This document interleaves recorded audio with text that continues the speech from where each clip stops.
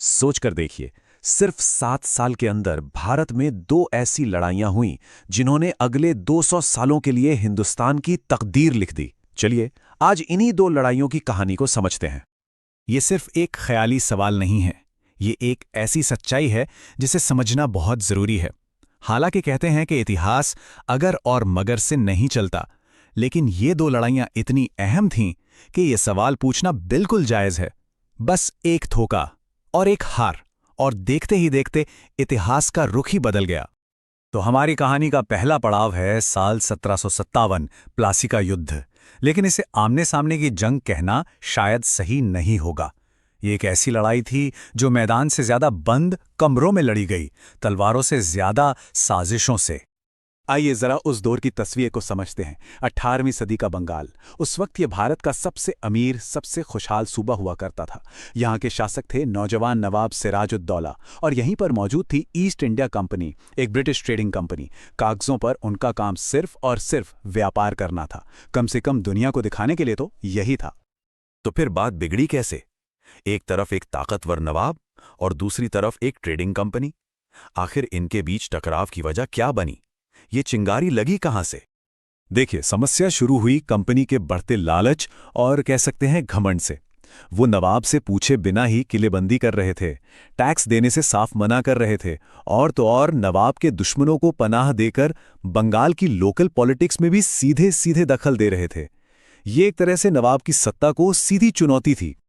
अब नवाब ने इसका जवाब तो दिया, कलकत्ता पर कब्जा भी कर लिया, लेकिन अंग्रेजों को एक बात बिल्कुल साफ पता थी कि वो नवाब की इतनी बड़ी फौज से आमने सामने की लड़ाई में कभी नहीं जीत सकते। इसलिए उन्होंने वो हथियार इस्तेमाल किया जो तलवार से भी ज्यादा खतरनाक होता है, साजिश। और यहीं पर एंट्री होती है कहानी के सबसे बड़े धोखेबाज की, मीर जाफर। रॉबर्ट क्लाइव ने नवाब की ही सेनापति मीर जाफर के साथ एक गुप्त सौदा किया। डील बहुत सिंपल थी। तुम लड़ाई में अपनी सेना को पीछे रखना और बदले में बंगाल का तख्त तुम्हारा होगा। मीर जाफर ने गद्दी के लालच में गद्दारी चुनी। बस इसी एक फैसले ने सिराजुद्दौला की किस्मत तय कर दी। जरा इन नंबरों को देखिए। नवाब के पास 50,000 सिपाही और अंग्रेजों के पास महज 3,000। मतलब ऑन पेपर तो ये कोई मुकाबला ही नहीं था। लेकिन जब अपना ही सेनापति आपको धोखा दे दे तो ये नंबर, ये ताकत सब बेकार हो जाते हैं। और हुआ भी बिल्कुल यही। 23 जून 1757, प्लासी का मैदान। नवाब की फौज का एक बहुत बड़ा हिस्सा मीर जाफर के इशारे पर बस खामोश खड़ा देखता रहा। लड़ाई कुछ ही घंटों में खत्म हो गई और नतीजे ने पूरी दुनिया को चौंका दिया। इस गद्दारी की कीमत बहुत भारी थी। सिराजुद्दौला को पकड़कर मार दिया गया। मीर जाफर को नवाब तो बनाया गया, लेकिन वो एक कठपुतली से ज्यादा कुछ नहीं था जिसकी डोर कंपनी के हाथों में थी। और सबसे बड़ी बात, बंगाल का जो अनगिनत खजाना था, उसके दरवाजे अंग्रेजों के लिए पूरी तरह से खुल गए। प्लासी ने अंग्रेजों को पैसे और पावर का स्वाद तो चखा दिया था, लेकिन उनका असली इम्तिहान अभी बाकी था। अब हम बात करेंगे उस लड़ाई की जिसने ब्रिटिश राज की नींव धोखे पर नहीं बल्कि फौजी ताकत पर रखी, the battle of Buxar. Plassey के बाद कंपनी ने बंगाल को इतना लूटा, इतना निचोड़ा कि उनके ही बनाए हुए नवाब जैसे मीर कासिम उनके खिलाफ हो गए। और जब मीर कासिम ने कंपनी के कंट्रोल से आजाद होने की कोशिश की, तो इसने एक और भी बड़ी जंग की जमीन तैयार कर दी। लेकिन इस बार अंग्रेजों का सामना किसी एक नवाब से नहीं था। इस बार उनके खिलाफ हिंदुस्तान की 3 बड़ी ताकतें एक साथ खड़ी थीं। बंगाल के भगोड़े नवाब मीर कासिम, अवध के ताकतवर नवाब शुजाउद्दौला और खुद दिल्ली के मुगल सम्राट शाह आलम द्वितीय। ये पॉइंट एग्जाम्स के लिहाज से बहुत ही जरूरी है, इसे ध्यान से समझिएगा। प्लासी एक धोखा था, एक साजिश।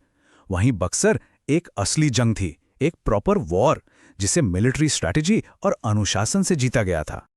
हालांकि भारतीय गठबंधन की सेना संख्या में कहीं ज्यादा बड़ी थी, लेकिन उनकी सबसे बड़ी कमजोरी थी आपसी तालमेल की कमी।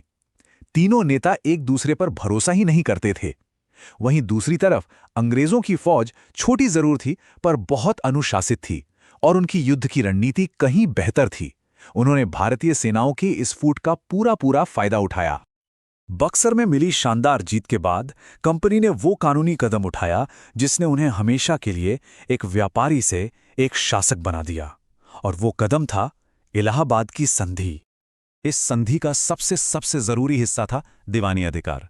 दीवानी का सीधा सा मतलब था बंगाल, बिहार और उड़ीसा से टैक्स यानी रेवेन्यू वसूल करने का कानूनी हक।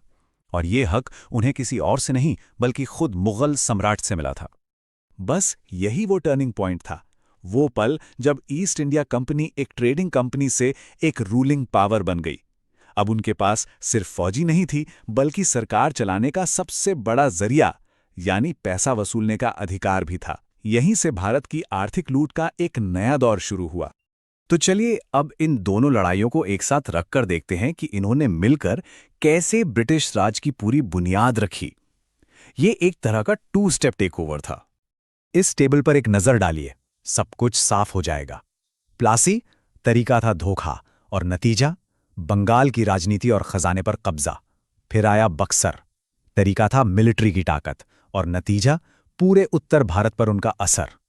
तो आसान शब्दों में प्लासी ने कंपनी को अमीर बनाया और बक्सर ने उन्हें शासक बना दिया। तो हमने देखा कि कैसे इन 2 लड़ाइयों ने एक के बाद एक भारत पर ब्रिटिश कब्जे का रास्ता बिल्कुल साफ कर दिया। एक ने दरवाजा खोला तो दूसरी ने उस कब्जे पर कानूनी और सैन्य दोनों मोहर लगा दी। सिर्फ 2 घटनाएं, प्लासी और बक्सर, इन 2 लड़ाइयों ने मिलकर उस प्रक्रिया को शुरू किया जो अगले लगभग 200 सालों तक चली। ये दिखाता है कि इतिहास में कुछ पल कितने निर्णायक हो सकते हैं। इस पूरी कहानी का निचोड़ इस एक लाइन में है। प्लासी ने उन्हें वो आर्थिक ताकत दी जिसकी उन्हें जरूरत थी, लेकिन बक्सर ने उन्हें वो राजनीतिक और कानूनी अधिकार दिया जिसने उन्हें भारत का असली मालिक बना दिया। और हम इस कहानी को यहीं एक बड़े सवाल पर छोड़ते हैं। अगर बक्सर की हार और इलाहाबाद की संधि ने ब्रिटिश शासन की शुरुआत की, तो फिर वो मुगल सम्राट जो कभी पूरे हिंदुस्तान के मालिक हुआ करते थे, वो इतने लाचार और कमजोर कैसे हो गए कि उन्हें एक विदेशी कंपनी के सामने घुटने टेकने पड़े? इसका जवाब हिंदुस्तान के इतिहास के